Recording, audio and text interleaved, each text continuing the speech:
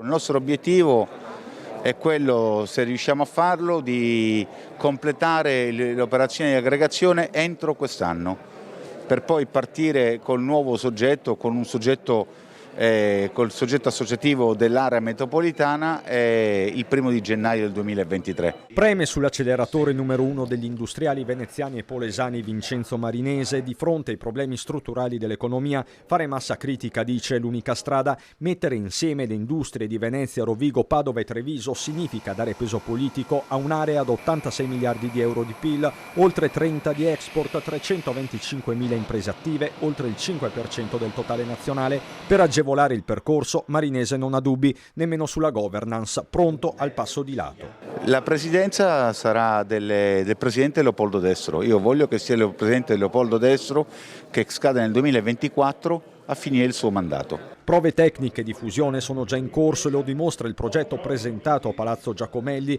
con le 4 province che si sono aggiudicate il titolo di Capitale della Cultura d'Impresa 2022, promosso da Confindustria con il Ministero della Cultura. Una serie di eventi animeranno il territorio con appuntamenti di alto profilo e percorsi tra eccellenze e musei aziendali, dalla calzatura alla cantieristica navale, passando per la vallicoltura del Delta e il vino. Una grandissima opportunità per tutto il Veneto e per il futuro. Soprattutto, lasciatemelo dire, in questo momento così difficile. Sullo sfondo le tante emergenze del periodo, dall'aumento dei prezzi delle materie prime all'applicazione del Super Green Pass per i lavoratori over 50, il tema di queste ore con gli industriali che stanno monitorando le fabbriche per capire le eventuali ripercussioni sulle catene di produzione.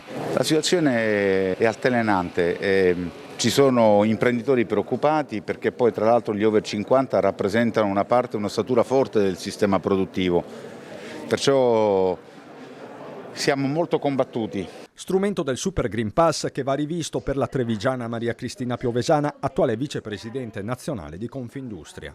Nella gradualità, a nostro avviso, deve essere superato comunque, perché non possiamo estromettere dal mondo del lavoro, ma non solo del lavoro, della scuola, della sanità, non possiamo lasciare. Dicevo prima, non vogliamo lasciare indietro nessuno, perciò anche queste persone hanno bisogno comunque di risposte.